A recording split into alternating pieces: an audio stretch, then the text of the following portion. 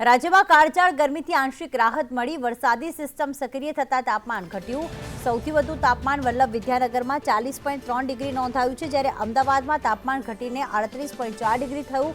ગાંધીનગરમાં 38 ડિગ્રી તાપમાન, વડોદરામાં 37.4 ડિગ્રી, સુરતમાં 35 ડિગ્રી તાપમાન નોંધાયું છે, તો ભુજમાં 39.4 ડિગ્રી, કંડલામાં 37.1 ડિગ્રી તાપમાન નોંધાયું, ભાવનગરમાં 37.2 ડિગ્રી, રાજકોટમાં 39.6 ડિગ્રી તાપમાન નોંધાયું છે। તો ખાસ હાલમાં વરસાદી સિસ્ટમ એક્ટિવ થતાં ક્યાંક તાપમાનમાં હાલમાં ઘટાડો નોંધાઈ રહ્યો છે અને જે 40 થી 41 ડિગ્રી ગરમી સમગ્ર રાજ્યના 5 થી 6 શહેરોમાં પહોંચી ગઈ હતી, એમાં આંશિક ઘટાડો નોંધાઈ રહ્યો છે અને અમદાવાદમાં તાપમાન ઘટીને 38.4 ડિગ્રી, તો ગાંધીનગરમાં 38 ડિગ્રી તાપમાન થઈ ગયું છે।